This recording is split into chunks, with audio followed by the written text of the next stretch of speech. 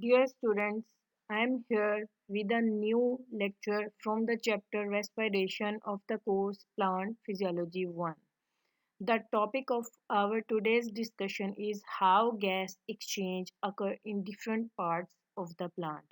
As the exchange of gas is necessary for the process of respiration, so today we will have a journal discussion about this topic. I am Dr. Smina Mahmood, your course instructor. I am Assistant Professor Botany in the University of Education, Lahore.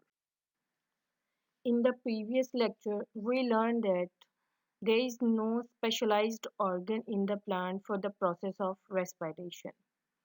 This is because all parts of plants they play their role in the exchange of gas.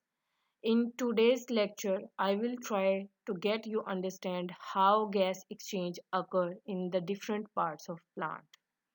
And besides this, I also try to get you understand that do the exchange rate of gas during day and night is same or not, and also do the combustion and the respiration processes are the same thing or different, because people they confuse both processes with each other, because both processes are involved in the release of energy. Based on physical appearance, we know that plant is divided into two parts. One is the below ground, and the other second part is above the ground. Below the ground part is called roots, as you can see here, and the above the ground is the stem, the leaves, and the branches if the plant have, and the flowering parts. And for the plant to grow upward and the roots to grow beneath the soil, all of these processes needs energy for their growth and development. And this energy in the plants, the source of energy is ATP, which is produced in the process of respiration. And oxygen is the compulsory component for the process of respiration.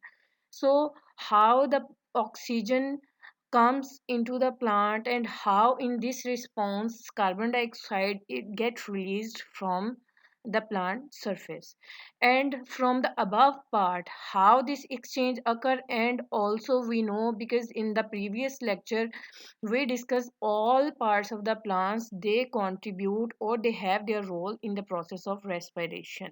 So from this we understand, we can understand that roots also respire by their own.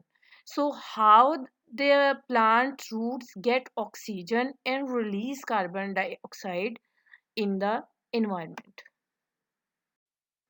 Plants usually have two types of stems.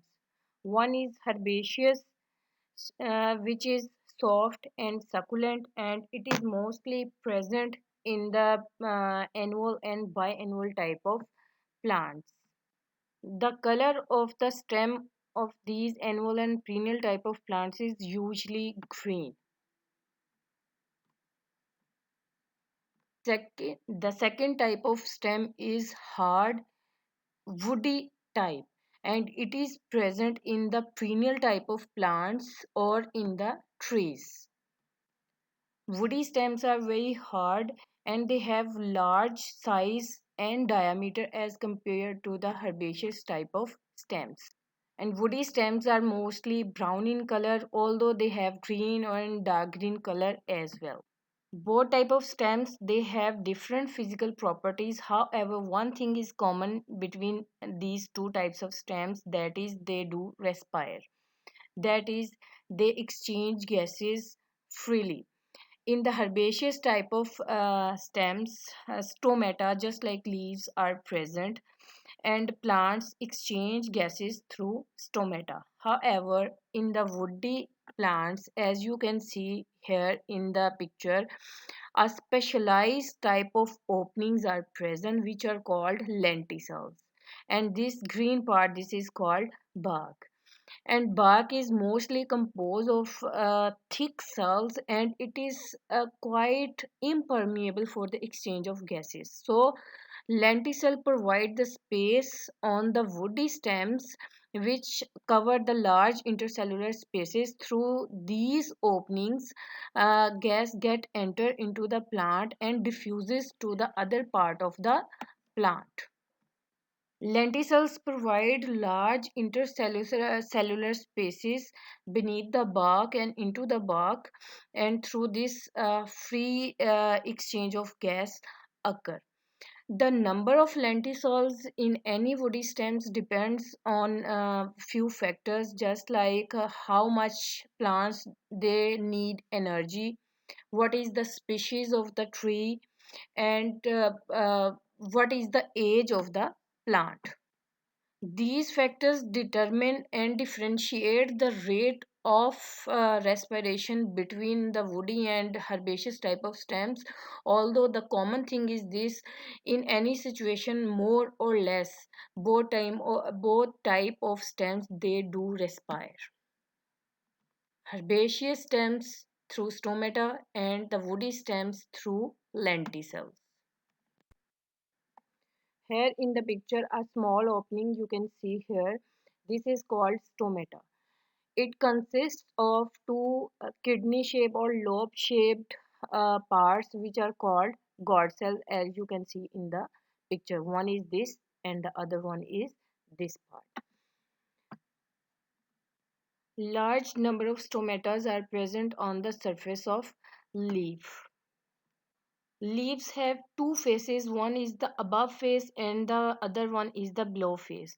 But the rate of stomata is higher on the below surface or below face of the leaf as compared to the above surface or above face of the leaf. During daytime, there is a huge pressure on the stomata for the exchange of gases. This is because stomata are not only linked with the process of respiration, in fact, all type of exchange of gases which are produced or plants need to absorb from the environment, or all type of gases which are produced in the metabolic processes, any type of metabolic process that occur into the plant, all type of gases they are exchanged through these stomata. For example, as we learned in our previous lecture, two metabolic processes, one is the anabolic, the other one is the catabolic. Anabolic is meant for photosynthesis and catabolic is meant for respiration, because in photosynthesis a product is synthesized and in respiration a product is broken down into its component parts. But in both processes they need some specific gases to start the process, and as a end product they release some gases, and those gases need to be exchanged into the environment, and this exchange occur through stomata. During photosynthesis, as you can see, carbon dioxide get absorbed through stomata and it penetrates into the plant cells. And here carbon dioxide and water in the presence of sunlight and chlorophyll, that is the green pigment, it get converted into the carbohydrates. And in the process of respiration, carbohydrates in the presence of oxygen, here you can see it is showing the release of oxygen. Actually it is showing the process of photosynthesis, but in the process of respiration it is reverse in direction. Carbon dioxide will be released in the environment and oxygen will be absorbed through stomata. In the process of respiration, carbohydrates in the presence of oxygen which will be absorbed through this stomata will be broken down into the carbon dioxide and water, and that carbon dioxide which will be produced, that will be liberated into the environment through this stomata. as both processes occur during daytimes, and one need carbon dioxide to be absorbed, the other needs oxygen to be absorbed, so both of these absorptions occurs through this stomata. As in the previous lecture, we learned that photosynthesis is dependent on the availability of the sunlight. So, photosynthesis will occur only during daytime when the sunlight will be available. While respiration is the type of process that occur 24 hours, that is during day and night times. However, the rate of respiration vary during day and night time.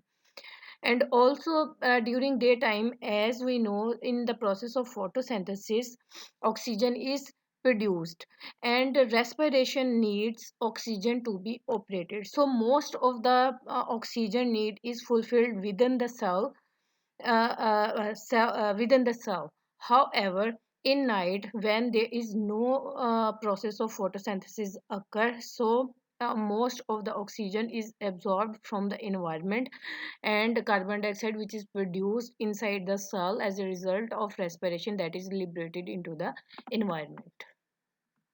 Due to this fact, the net gas exchange rate vary in leaves during day and night time. During daytime, oxygen diffuses out and carbon dioxide diffuses in. And the rate of carbon dioxide intake is more as compared, while during night oxygen is diffuses in and carbon dioxide is diffuses out.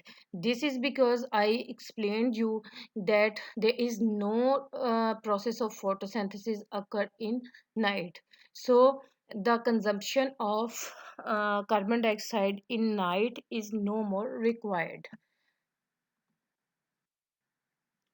Roots have a thin thread-like structures which spread into the soil. These are called root hairs.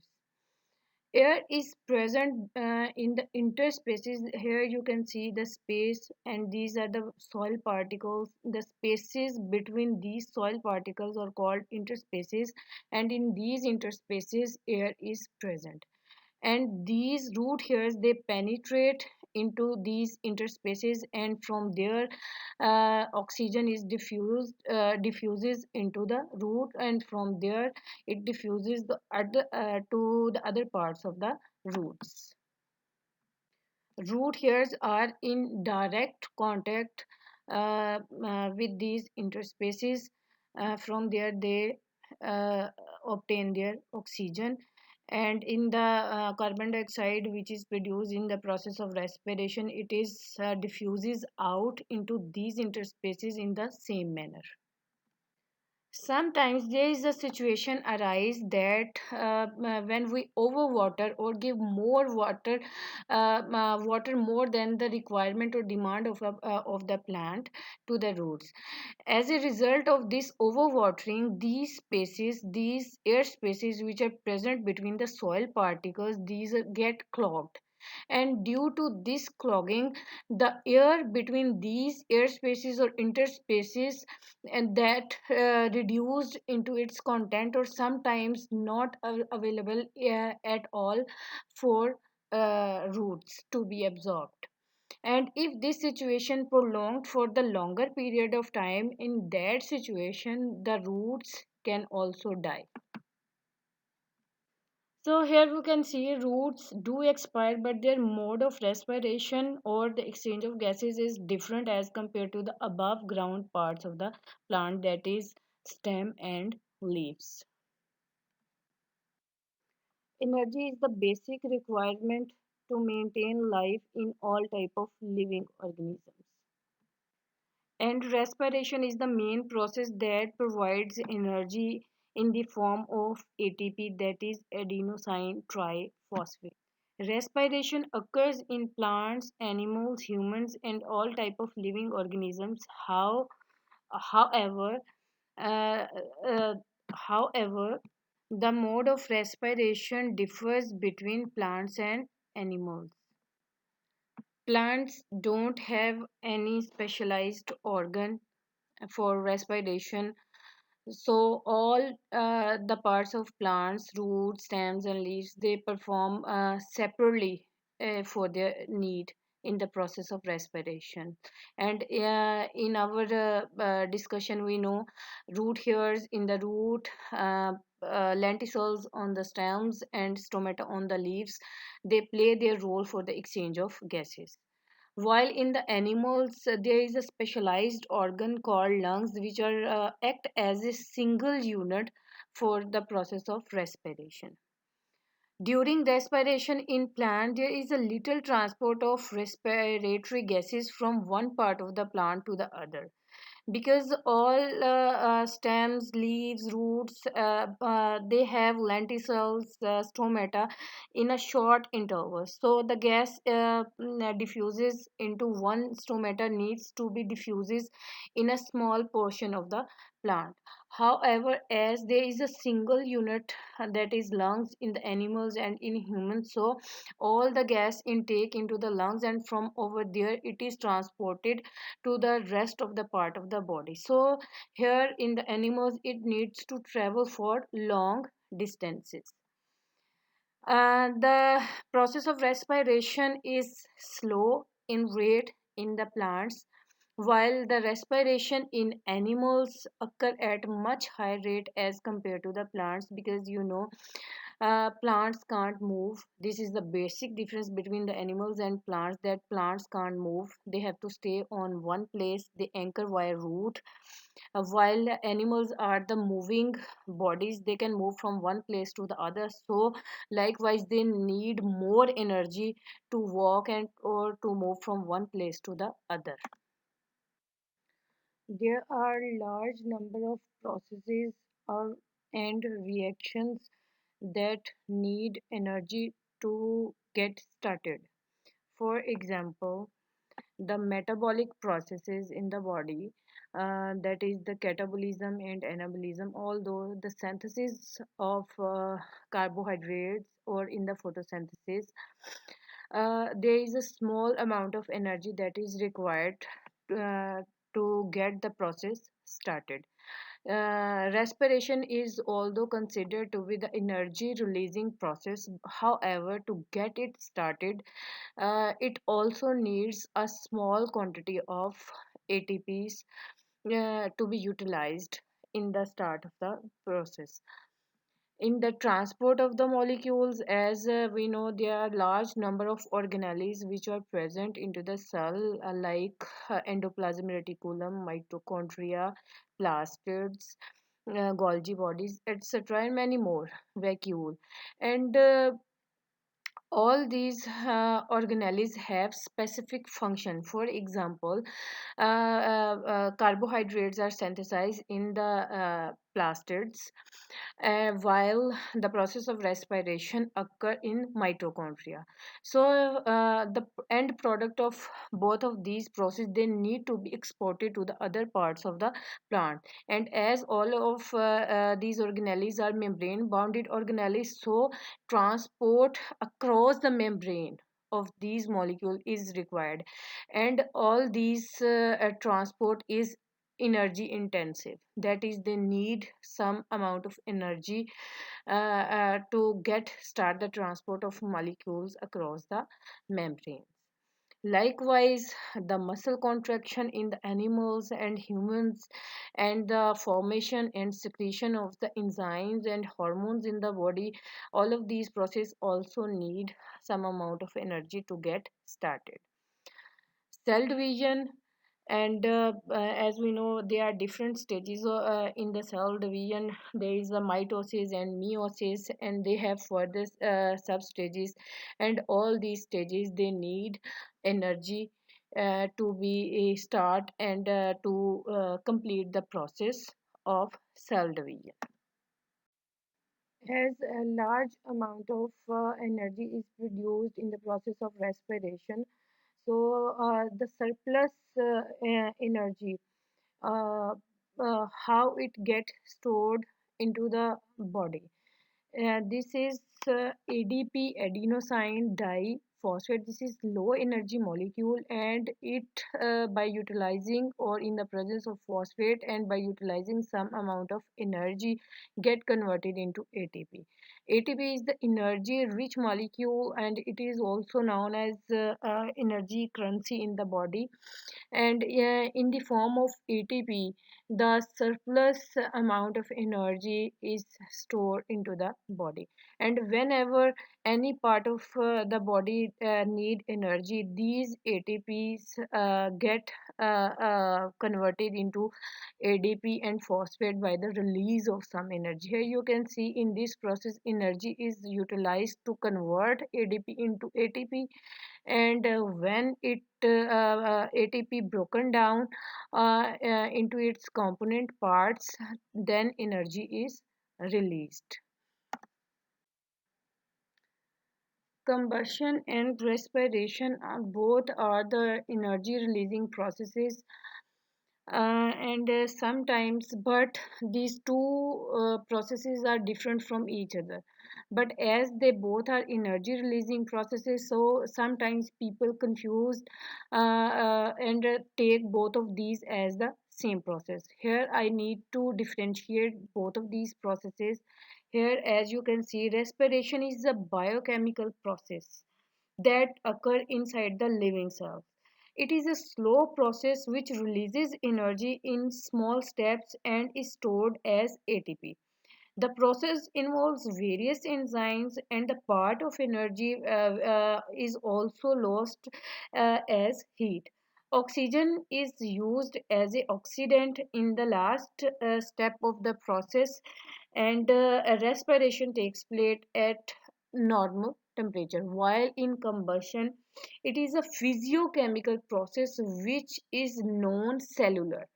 It is a fast process which releases energy in one step with the increase in temperature. No enzymes are involved in such processes because I told you this is non-cellular process. And most of the energy is liberated as heat, because in body we know that chemical energy and heat energy is produced, and in the process of respiration a less amount of heat is dissipated, while in combustion energy is liberated as heat at a higher rate as compared to the respiration. And oxygen is used directly in this process, and combustion takes place at high temperature.